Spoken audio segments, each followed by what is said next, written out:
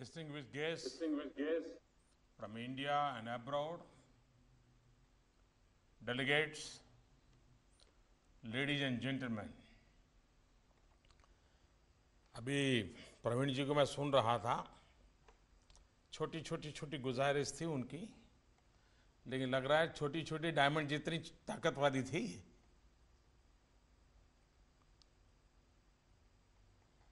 और आपने गंगा के लिए दान देने की योजना बनाई, इसके लिए मैं आप सबको बधाई देता हूं, धन्यवाद करता हूं। Friends, I am very happy to address you at this charity dinner at the International Diamond Conference. This conference is part of the Golden Jubilee celebrations of the Gems and Jewellery Export Promotion Council of India. The conference on the theme of Mines to Market 2017 brings together miners, diamond companies, experts, retailers, bankers, and analysts from across the globe. Since the council was created 50 years ago, India has made rapid strides in this industry. As you all know, India is now the world's largest manufacturer of cut and polished diamonds. The gems and jewelry sector is one of the leading sectors in India in terms of value of exports as well as employment generation. In the last 4 decades, India has emerged as the leader in diamond manufacturing and export. Exports of gems and jewelry from India account for 15% of India's total merchandise exports. This is one of India's success stories. From just $28 million in 1966-67, exports reached $1 billion in 1982-83 and $2 billion in 87-88. It crossed $10 billion in 2003 and 4. $20 billion in 2007 and 8, and is now nearly $40 billion. Friends, till recently, Indian importers had to go abroad to view and purchase rough diamonds. This reduced the efficiency of the supply chain.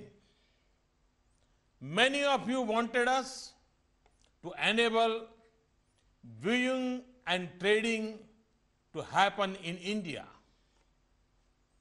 In December 2014, at the World Diamond Conference held in Delhi, I had announced in the presence of the Russian president that we would set up a special notified zone to achieve this.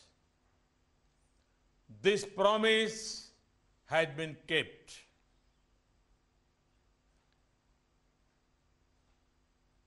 Amendments had been made to our laws to enable rough diamonds to enter and exit duty-free for the purpose of viewing.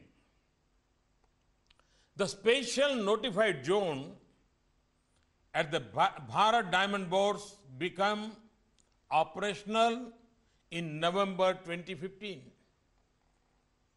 This has already shown good results. Earlier, only 80 to 90 big merchants used to get access to global rough diamonds by traveling to Belgium, Africa, and Israel. Now, about 3,000, and this is not a small number, about 3,000 small and medium merchants have this privilege through the new special notified zone. Many of the most reputed international names in the diamond industry have conducted over 244 days of viewings. My intention is to make India, which is already the cutting and polishing hub, into an international diamond trading hub.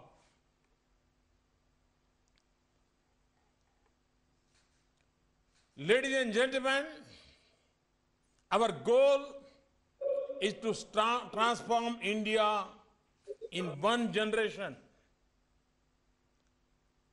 Since taking office, this government has placed emphasis on many transformative initiatives. Make in India is one of them.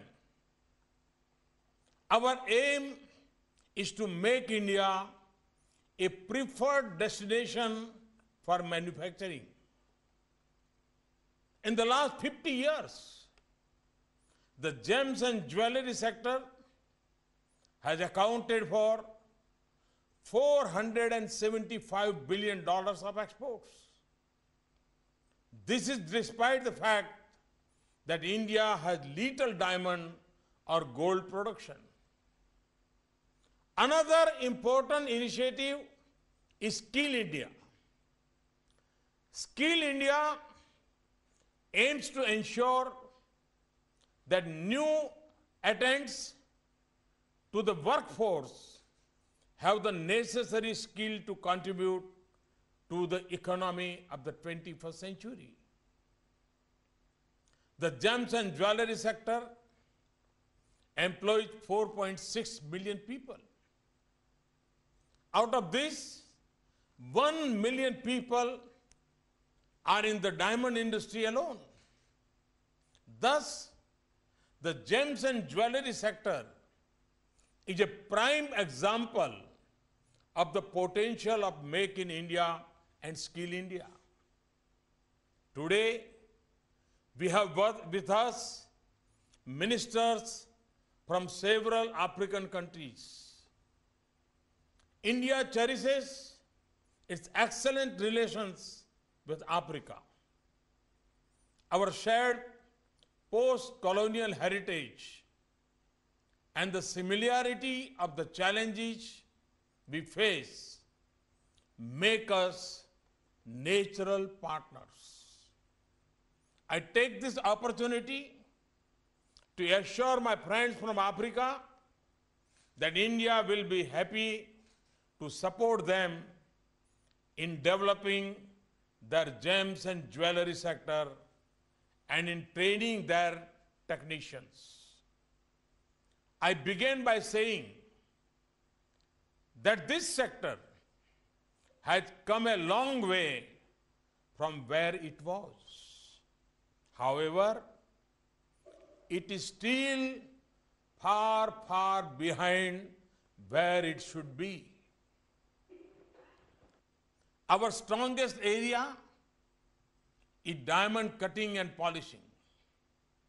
In terms of the global value, in the gems and jewelry market, our share is lower than it should be. Our future is much bigger than cutting and polishing alone. We have a lot of unexplored potential. Let me ask you a question. What is your strategy for increasing India's share of the handmade jewelry market. I'm told that to a significant extent, Indian exports are importer-led. The specifications and designs are based on preferences given by importers. This means that India is a follower of global fashion rather than a leader of global taste. This does not do justice to our rich experience and abundant design talent. Let me give an example.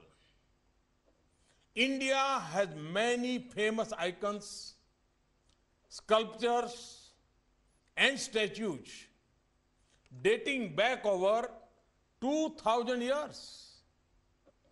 Many of them are shown wearing jewelry. These works of art have captivated people from around the world. Have we documented this? Have we thought of promoting jewelry based on these works of art? Friends, we live in an era where cloth retailers change people's preferences. Even hairdressers change hairstyle fashions of their clients. We live in an era where diamonds are used in spectacles, watches, and pants. Can't our jewelers, with their skills, strengths, and heritage, create and change global tastes and fashions? In order to be able to influence and change global fashion, our industry first need to have a thorough knowledge of its market. The industry collectively needs to study and understand the end user and what they want. For example, some areas and some groups may prefer gold, others silver, and yet others platinum. The basic point is that we cannot be world leaders without first connecting strongly with the client.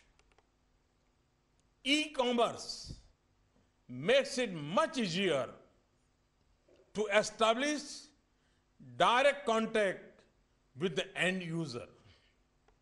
This is a golden opportunity for the Indian industry. The industry could think of encouraging startups by young entrepreneurs who can create a growing market for made-to-order Indian jewelry.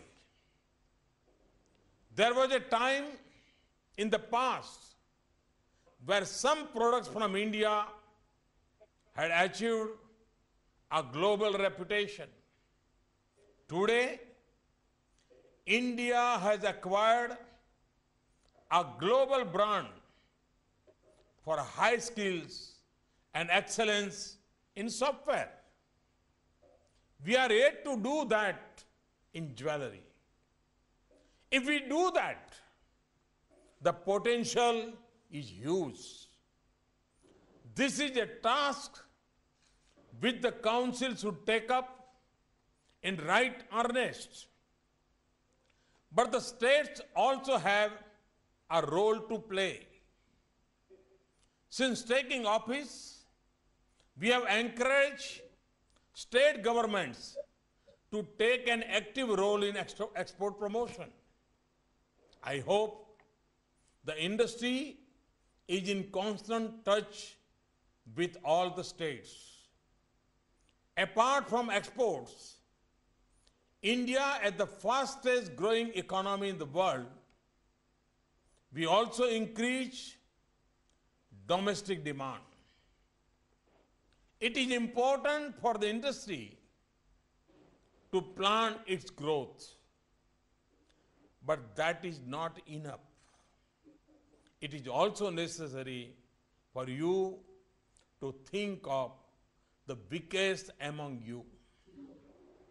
The council should consider taking a census of the lowest paid and least prosperous persons in your industry. For example, the workers living in a place like Jaipur, Thrissur, Varanasi, Rajkot, Jaipur, Coimbatore.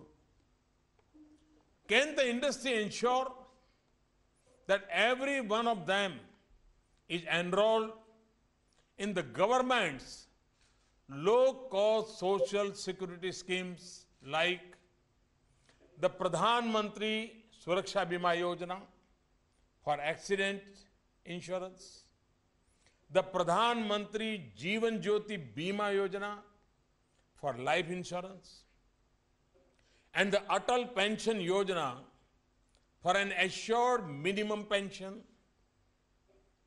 The accident insurance cost is about ₹1 a month. ₹1 a month. And the life insurance costs about ₹1 a day. A bank deposits of approximately 5,000 rupees would earn enough interest to pay this premium permanently. Friends, India will celebrate the 75th anniversary of its independence in 2022. What goals is the gems and jewelry industry setting for itself by that date? What can you do for the country by then? Where do you think the industry should be by then? How will you get there? How many new jobs can you create? I call upon you to give this a serious thought and come up with a plan. If changes are needed in regulations, I ask you to come up with specific and practical suggestions. We can certainly consider them if they are in the interest of our country. I conclude by thanking you for this opportunity to share my thoughts. I wish the conference all success. Thank you. Thank you very much.